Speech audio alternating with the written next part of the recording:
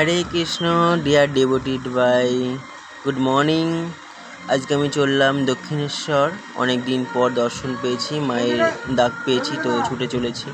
ট্রেনে করে উঠে দমদম নেমে তারপর দমদমে মেট্রো ধরে দক্ষিণেশ্বরে আসলাম। দক্ষিণেশ্বর যাওয়ার পথে আমরা এরকম দৃশ্যগুলো দেখতে পাচ্ছি। তারপর অনেকজন ছবি টবি তুলছিল, তারপর আমরা হেঁটে চলেছি। অনেক দোকানপাট আশেপাশে ছিল। এই দেখো কত পুতুল সুন্দর সুন্দর। কয়েকজন সবাই আমাদেরকে ডাকছিল জিনিসপত্র নেওয়ার জন্য, মায়ের মালা পুজো দেওয়ার জন্য, কিন্তু আমরা নিইনি, কারণ আমরা মাকে দর্শন করতে যাচ্ছি মন দিয়ে। হঠাৎ করে স্বামী বিবেকানন্দের ছবি দেখে বড্ড ভালো লাগলো। তারপর চললাম। এই দেখো আমরা দুজনে হেঁটে চলেছি, দুই বন্ধু হেঁটে চলেছি। একটুখানি দেখাচ্ছিলাম নিজেকে কেমন লাগে, তাই একটুখানি মুখটা একটু ঠিকঠাক করে নিলাম। তারপর চললাম। হঠাৎ করে এরকম একটা দৃশ্য দেখে ভালো লাগলো। তারপর এই চন্দ্র সিঁড়ি নামলাম, নেমে আমরা চললাম এই দক্ষিণেশ্বর মন্দিরের গেট, মানে ওটা গেট। তারপর এখান থেকে আমরা সে দেখতে পাবো পরমাংশদেব, রামকৃষ্ণ পরমহংসদেব, যিনি বলেছেন যত মত তত পথ। তারপর গরমের তাপে ছাতা মাথায় দিলাম, প্রচণ্ড গরম লাগছিল, প্রচণ্ড রোদ পড়েছিল, আকাশটা পরিষ্কার, একদম পরিষ্কার, একদম রোদে গরমের তাপে আমরা একদম শেষ হয়ে গেছি, ক্লান্ত হয়ে গেছি। তারপর আমরা গঙ্গার ধারে যাচ্ছিলাম। দেখো গঙ্গার ধারে চলে গেছি। এ দেখো কি সুন্দর পরিষ্কার হাওয়া দিচ্ছে, সুন্দর আকাশ। আর সঙ্গে কেউ স্নান করছে, কেউ দেখছে, কেউ বসে আছে, কেউ হাওয়া খাচ্ছে, আমিও তাই হাওয়া খাচ্ছি। এ দেখো আমরা দুজনা, প্রচণ্ড গরম পড়েছে, একদম ঘামে চুবে গেছিলাম। তারপর চললাম আমরা আদ্যাপীঠ যাবো। এবার আদ্যাপীঠের উদ্দেশ্যে আমরা বেরোলাম। হঠাৎ করে স্বামী বিবেকানন্দের মূর্তিটা দেখে ভালো লাগলো, তাই একটু অনেকক্ষণে দেখলাম। তারপর চললাম আদ্যাপীঠের উদ্দেশ্যে। আমরা বেরিয়ে পড়লাম দক্ষিণেশ্বর মন্দিরের গেট থেকে। বন্ধুটি কার সঙ্গে ফোনে কথা বললো।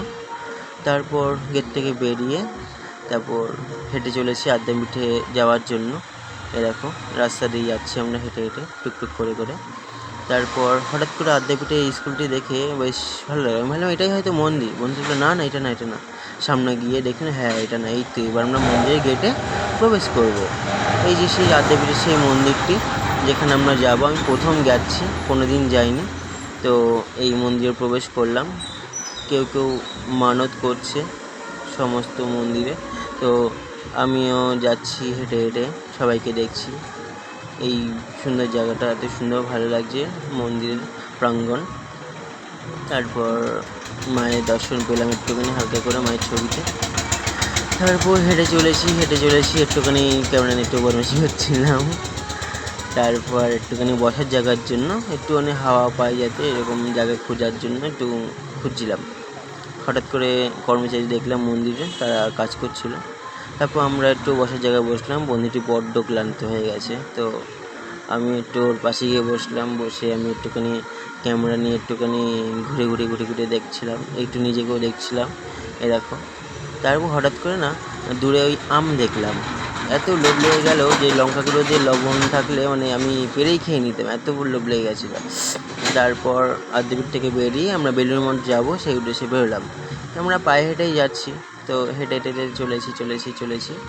তারপর চলে এসেছি প্রায় ঘাটে। এবার আমরা ঘাটের রাস্তায়, এই যে ঘাটে এসে অসংখ্য দোকান আছে, দোকানপাটগুলো আমরা দেখলাম।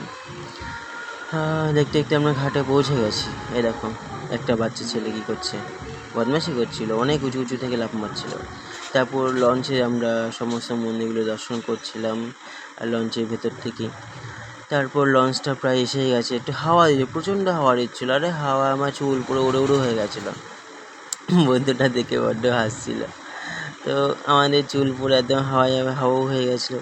তো চুল আমি অনেক চেষ্টা করেছি, নামেই না, হাওয়া দেওয়ায় শুধু উড়ে যায়। এই দেখো আমরা বাইরেটা চলে এসেছি, কী সুন্দর লাগছে পরিবেশটা। এই আমরা একটু করেই নামবো, এখনই চলে এসেছি। গোধূলি বিকেলে সুন্দর আবহাওয়া এবং সেই সোনালি আকাশটা যেন মনে মুগ্ধ হয়ে যায়, আহা কী ভালো লাগে। তারপর আমরা হেঁটে চলেছি রাস্তা দিয়ে, বেলুড় মঠ যাবো। বেলুড় যেতে এই যে রাস্তাতে ঘুরলাম, ঘুরে আমরা হেঁটে যেতে একজন কর্মীকে দেখলাম, খুব ভালো লাগলো। রাস্তা পরিষ্কার পরিচ্ছন্ন লাগছে। আমরা প্রায় খাওয়া দাওয়া করে সব কিছু করে মায়ের দর্শন করে চললাম। সর্বশেষ যখন বাড়ি ফেরার পালা, তখন একটা দক্ষিণেশ্বর মন্দিরের দর্শন করলাম, খুব ভালো লাগলো আজকের দিনটায়। রাধে রাধে রাধে রাধে রাধে রাধে।